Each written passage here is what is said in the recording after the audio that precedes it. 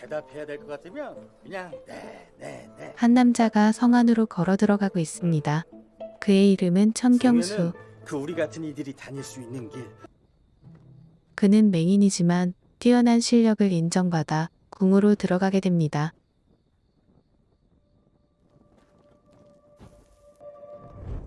하지만 그는 주맹증 환자로, 즉 빛이 없는 곳에서는 조금이라도 볼 수 있었습니다.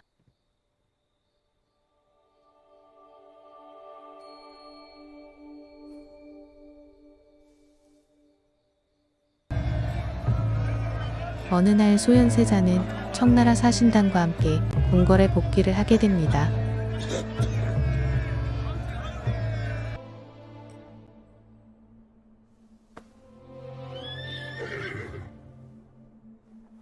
이후 청나라 사신의 불손한 태도,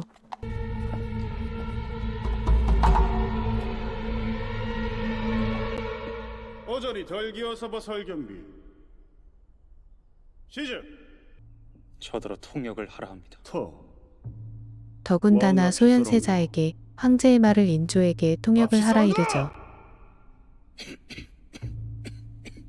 저 사태가 더 심각해지기 전에 통역을 하시. 내 너를 조선 왕에서 폐위시키는 것이 옳을 것이나 신의 주인이 나담치자가 비안박허시버 하이라. 어느 날 상궁의 급한 부름에 경수는 세자에게 침을 놓아주게 됩니다. 몸이 많이 경직되어 단단히 굳어 있습니다. 사려가 과하여 기혈이 순환하지 못하는 것입니다. 마음의 짐을 덜어내셔야 예체도 회복할 듯하옵니다. 하지만 소현세자에게 보인다는 놈이 눈이 보인다는 동생에게 것을 편지는 들키게 없지 되고 이에 대해 경수는 설명을 합니다. 믿기 어려우시겠지만 저는 밝은 곳에서는 볼 수 없고 어두운 곳에서는 조금 볼 수 있는 병을 앓고 있습니다.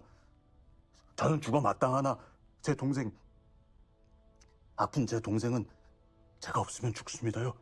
경수의 말에 소현세자는 친밀감을 느낀 듯 안 보고 확대경을 사는 게 선물해 주기까지 몸에 합니다. 좋다고 하여. 눈을 감고 살면 되겠는가? 다음 날 경수는 이영익과 함께 소현세자를 찾아가게 됩니다.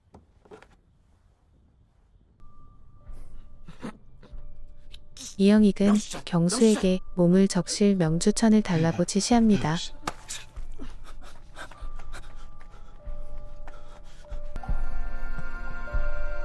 하지만 불이 꺼지고 경수가 보게 된 장면은 가히 충격적이었습니다. 소현세자가 눈, 코, 입 모든 곳에서 피를 뿜으며 독침을 맞고 죽어가고 있던 것이었죠.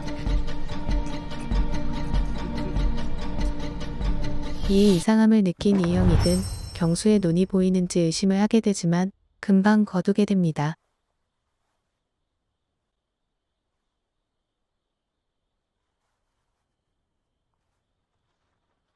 다음 날 경수는 왕에게 침을 놓게 됩니다. 앞으로 침은 네가 넣도록 해라.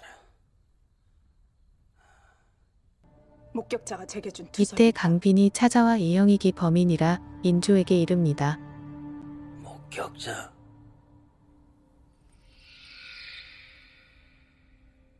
하지만 인조는 이영익을 까고서 강빈을 캐묻기 시작합니다. 침을 흘려.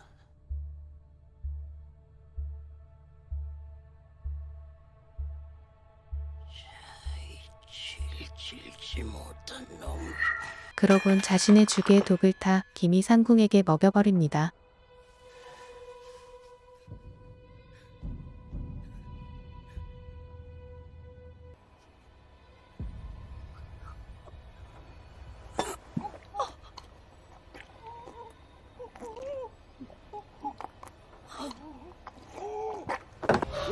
강빈이 자신을 시해를 했다며 누명을 씌워 끌고 나가게 합니다. 이영익에게 소현세자 암살을 지시한 사람은 바로 인조 본인이었죠.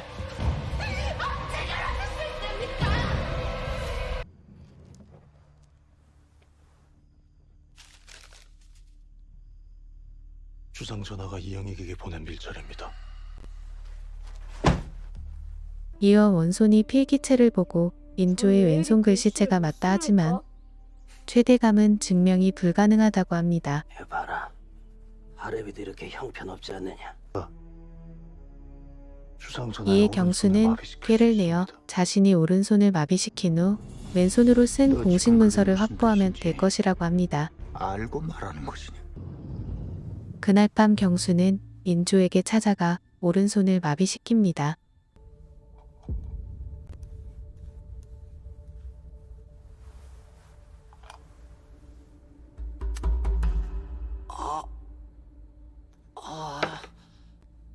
이에 인조는 침을 빼달라 하지만 경수와 최대감 측 사람의 성화에 결국 왼손으로 공문을 작성하게 됩니다. 하지만 그때 이영익이 들어와 경수를 나무라기 시작하고 누가 허락도 없이 전하께 침을 놓으라 했느냐? 누가 시켰느냐?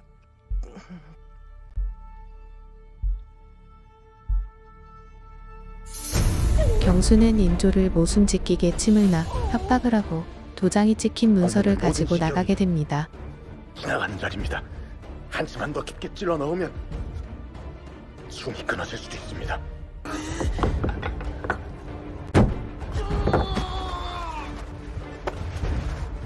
이어 원손을 데리고 도망친 곳에는 인조가 기다리고 있었습니다.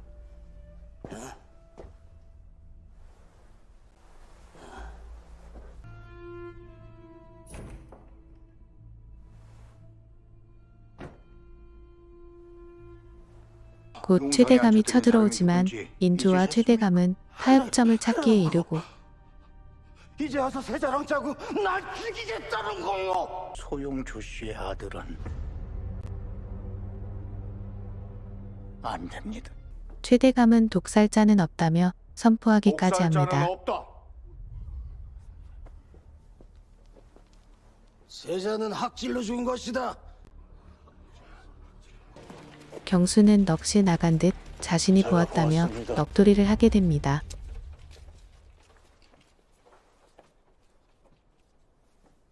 주상이 이영익을 시켜 세자 저하를 독살하였습니다.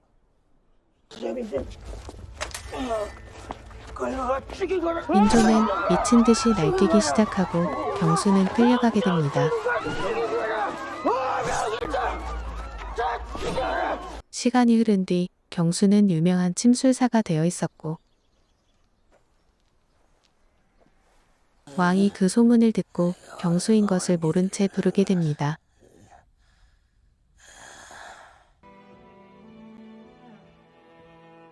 무엇이 보이십니까?